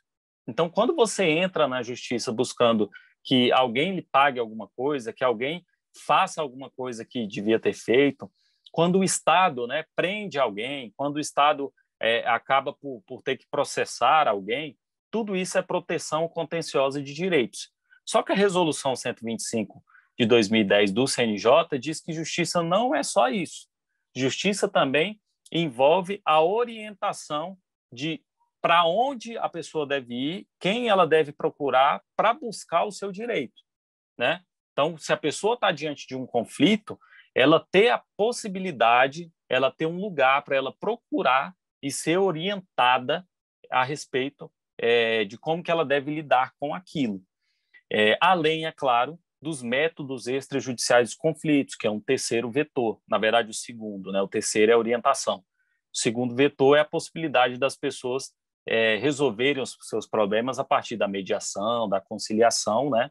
Que aí independe de um juiz de direito. Bom, resumindo essa historinha toda, o conceito de acesso à ordem jurídica justa para o CNJ ainda tem por base o conflito, ou problema, ou litígio. Ou seja, por mais que a pessoa vá procurar uma orientação, ela vai procurar essa orientação porque ela está diante de um problema. Então, não adiantou nada ainda em termos de acesso primário à justiça, que é a educação. E qual que é a educação aqui? É a possibilidade da pessoa conhecer as regras que lhe cercam. Então, a nossa sugestão, dentro dessa concepção de acesso à ordem jurídica justa, é a possibilidade da pessoa conhecer, antes de saber de conflito, antes de saber de problema, antes de pensar em processo judicial, em mediação e conciliação, ela ter a capacidade dela mesma saber qual é o seu direito, qual é o seu dever, como acessá-lo, como evitar um conflito, como resolver um conflito, independentemente de se socorrer do judiciário. Isso tudo é educação para a cidadania, que tanto se almeja. Então, nós incluiríamos aí ainda um quarto vetor dentro do acesso à ordem jurídica justa, que seria a educação em direitos e deveres, que é quando acessar a justiça deixa de significar o mero acesso aos órgãos judiciários, né, para se buscar a resolução de algum problema, para se constituir acesso à ordem jurídica justa de forma primária, de forma inicial, de forma básica, que a pessoa entenda quais são os seus direitos e os seus deveres. Isso é ter autonomia, gente. Isso é não viver ajoelhado diante do Estado. Porque a nossa cultura, em termos de sociedade, ela é voltada a sempre: eu tenho um problema, vou procurar um terceiro para resolver. Esse terceiro é o juiz, esse terceiro é o conciliador. Você pode resolver. Você tem que ter capacidade de resolver. Mas como é que você vai ter capacidade se você não teve acesso ao conhecimento necessário para resolver aquele problema? Esse é o grande ponto. Então, nós não estamos ainda no ideal em termos de concretização de acesso à justiça. Então, nós precisamos de uma transformação, numa mudança de mentalidade, uma mudança cultural, que é profunda. Isso que eu estou falando aqui não é nada simples de se fazer. A Defensoria desenvolve um projeto há 10 anos e ainda não conseguiu incluir de forma efetiva dentro da educação básica, pelo menos no ensino médio, o conhecimento em direitos e deveres, ao menos os constitucionais, ao menos aqueles mais vinculados à realidade social das pessoas, como a Lei Maria da Penha, como o Estatuto da Criança e do Adolescente, como a Lei de Drogas. Ainda não conseguiu, isso ainda é feito de forma paralela. Então, tão importante quanto saber a biologia, quanto saber o 1 mais 1, quanto saber o alfabeto, quanto saber a ler e a escrever, é saber dos seus direitos e dos seus deveres. É ter a capacidade de autonomia para se viver em sociedade. Isso é fundamental, dar condições ao cidadão para que ele não precise, repito, se socorrer do judiciário para resolver um problema ou ser orientado sobre um problema. É olhar para o direito como instrumento de transformação social. E aí, para você que pensa em entrar no curso de Direito, lá no curso de Direito você não vai ter essa concepção, tá? Infelizmente, ainda não. Os próprios métodos extrajudiciais de resolução de conflitos, que é a conciliação, a mediação, ainda não são trabalhados de forma forte, de forma profunda dentro do curso de Direito, né? E aí não é porque eu estou aqui dentro do IDP, não é porque eu estou, inclusive, fazendo uma pós do IDP, mas o IDP ele tem realmente um olhar diferenciado nesse sentido. Não é à toa que ele apoia o projeto Conhecer Direito da Defensoria e que ele traz o projeto Conhecer Direito para dentro da instituição e faz com que os seus alunos também ingressem dentro da Defensoria Pública. Isso é inédito. Isso é um passo assim larguíssimo nessa transformação de mentalidade, nessa mudança de cultura dentro da nossa sociedade. E eu espero que vocês possam fazer parte dessa mudança, porque o seu nome vai estar nisso daqui a alguns anos. Entende? A gente está desenvolvendo projetos junto com o IDP que os alunos vão para dentro da Defensoria para falar de educação e direitos, para falar de simplificar a linguagem jurídica para que as pessoas entendam. Porque o destinatário final, gente, do direito é o povo.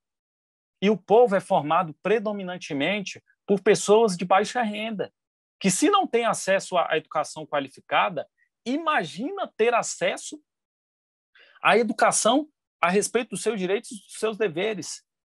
Nós temos diversos autores, diversos juristas, que diz justamente que o Estado ele acaba por não oferecer essa educação com medo que as pessoas deixem de ser dominadas. E aí eu preciso trazer para vocês um caso prático, que é dessa semana, se eu não me engano, acho que é dessa semana ainda, ou da semana passada, que é um caso de uma mulher que ela, juntamente com seu filho, acabou por furtar peças de picanha em um supermercado para poder pagar um aluguel. Então, a mulher ela entrou no supermercado e conseguiu, junto com o filho dela, colocar dentro de uma mochila, né, algumas peças, alguns pacotes daquelas picanhas que tem a vácuo. Pegou picanha, pegou uma barra de chocolate e um leite em pó, que era para o neto dela. E aí ela foi alcançada depois pelos seguranças, ela foi presa, né? Não cheguei a acompanhar se ela chegou já a ser solta, mas esse é um exemplo de diversos casos inclusive que já chegaram ao STF, tá? Casos que chegaram ao STF, para o STF poder soltar alguém que tinha furtado pacotes de arroz, pacotes de feijão. Eu, particularmente, atuei, quando eu ainda era estagiário na Defensoria Pública, atuei num caso em que o sujeito ele foi preso por ele ter furtado 12 pares de sandália havaiana. Ele disse também que ia vender aqueles pares de sandália havaiana para comprar comida. Ele foi preso e aí nós recebemos, né, a denúncia relacionada àquele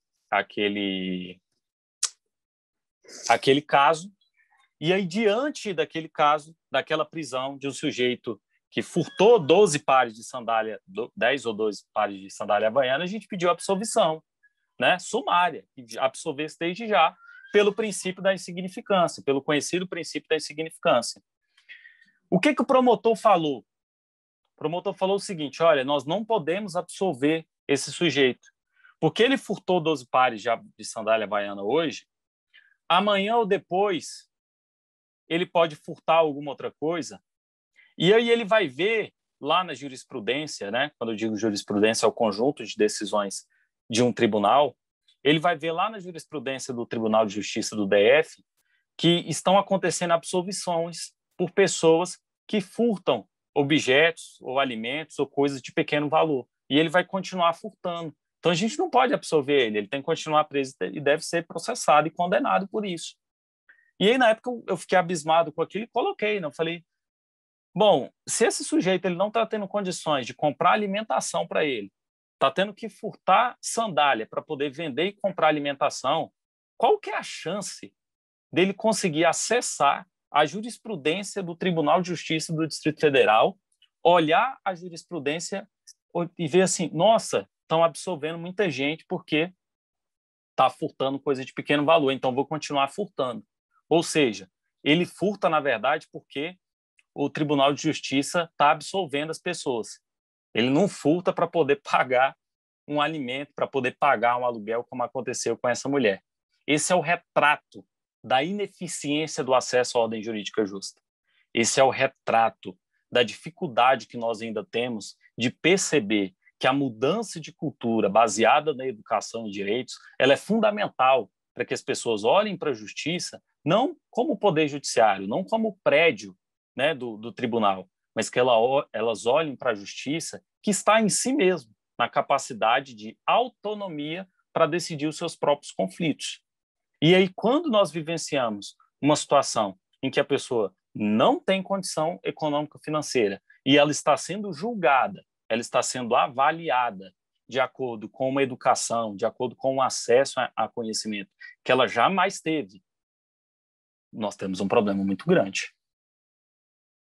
Então, é por isso que eu digo que esse problema, ele não é desse sujeito. Esse problema não é do juiz que vai julgar no TJ.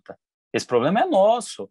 Esse problema é principalmente das instituições do sistema de justiça, que devem ser, sim, responsabilizadas, né? Do próprio sistema de ensino, que tem o IDP como uma referência nesse sentido, porque são essas instituições que detêm, eu diria, o monopólio do conhecimento jurídico, que têm a maior responsabilidade para alicerçar e introduzir dentro da sociedade, especialmente dentro do curso de Direito e especialmente também dentro da escola pública, né, que é o espaço mais privilegiado de transformação social que nós temos, esse tipo de educação. Então, quero fechar falando com vocês que dá para fazer, dá para a gente visualizar o acesso à ordem jurídica justa na prática, dá para a gente efetivar esse complexo de pensamentos que eu tentei resumir aqui, buscando justamente que as pessoas olhem para si mesmas, que as pessoas olhem para um problema e visualizem a solução a partir delas, a partir do conhecimento que foi lhe dado. E quero fechar com uma frase, uma expressão que eu sempre gosto de lembrar, me esqueci agora o autor, mas ele fala na utopia, né? Embora eu não veja a educação em direitos como utopia, eu vejo a educação em direitos como um meio, como um sentido para que a gente não deixe de caminhar, né? E o acesso à ordem jurídica justa, ela também é isso, é um sentido, é um horizonte que a gente procura visualizar para não deixar de caminhar, né? E esse autor diz que lá longe está a utopia, lá no horizonte está a utopia. Você caminha 2 passos, ela se afasta 2 passos. Você corre 10 passos, ela se afasta 10 passos. Então, para que serve, né, a utopia? Serve para isso, para que a gente não deixe de caminhar, de correr, de ir atrás e, principalmente, buscar uma mudança de cultura. E não pense que você, enquanto estudante do ensino médio, enquanto um concluinte do ensino médio, não tem a capacidade de colocar isso em prática, né? Você, principalmente, até mais do que eu, até mais do que qualquer outra pessoa dentro do sistema de justiça, tem essa capacidade, sim, porque é a partir de novas cabeças pensantes, é a partir do nós, né, que é muito mais potente do que o eu, é que nós vamos poder alcançar uma idealização que ainda está longe, mas já esteve mais longe do que é efetivamente acesso à ordem jurídica justa baseada na educação. E falar em educação sob a ótica constitucional é falar no crescimento do ser humano. Gente, muito obrigado. É isso. Vitor, eu que agradeço. Eu só vou perguntar se tá todo mundo, se você está me ouvindo. Acho que você é o único que está com a câmera ligada, só me faz um joinha aí. Porque tô vendo. A partir das 17h30 minha internet começa a ficar muito ruim. Acho que é um aviso para a gente encerrar o home office. Mas, Vitor, muito obrigada. Enfim, estendo a você também, né, os agradecimentos que tenho para o Evelyn, que não fiz isso antes, até para não interromper a fala de vocês. Mas queria dizer que compactuo das suas ideias, fico muito feliz em ouvir vocês falar sobre educação jurídica, até mesmo porque foi o tema da minha dissertação de mestrado. Nossa, então, que legal. Me encanta muito. Que legal. Através da área do desse direito tema, eu cheguei em também? Brasília, porque eu sou do Rio Grande do Sul. Sim, sou do direito, sou mestre em legal. direito. E Nossa, estudei educação jurídica e muito bom poder ouvir você falar sobre isso para essa galera do ensino médio, né? Eu acho que se eu tivesse entrado na faculdade de Direito com esse pensamento, né, ou pelo menos ouvido alguém como você falar sobre isso, como o Evelyn, né, eu teria, com certeza, teria feito toda a diferença na minha formação. Mas, enfim, obrigada, Vitor. Muito bom te ouvir. Acho que a galera que está aqui também aprendeu muito e se sentiu muito motivada, né?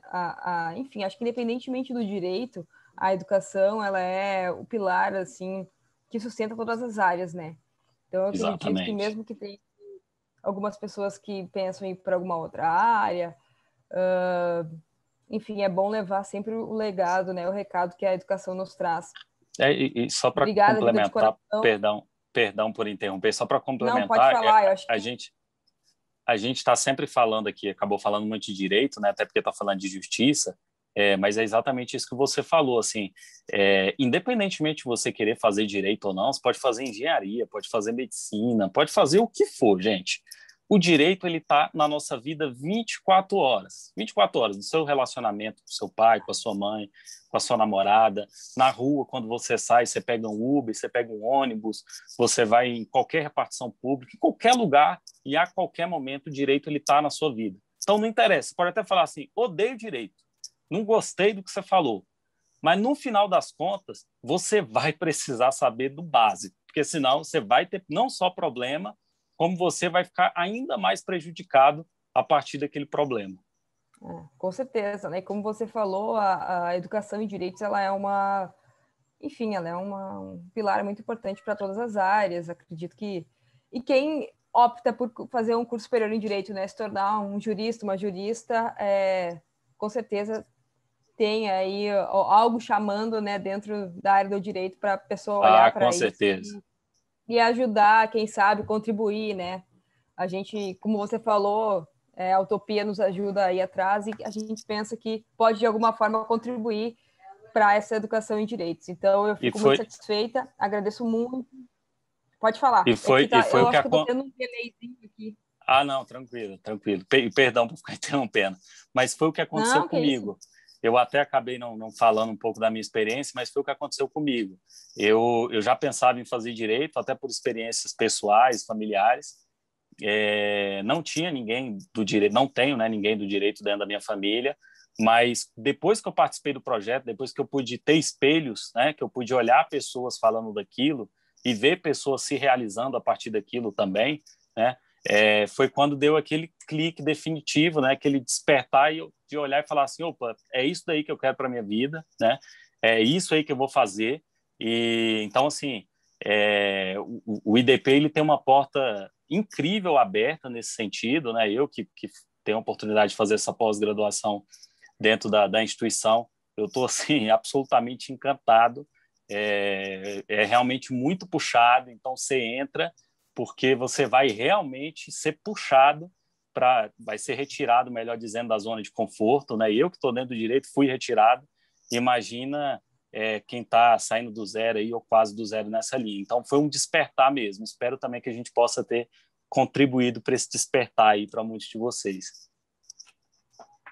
Com certeza, Vitor, tenho certeza que contribuiu, agradeço, peço que você leve os meus agradecimentos também ao Evelyn, enfim, tenho certeza que teremos outros projetos futuros.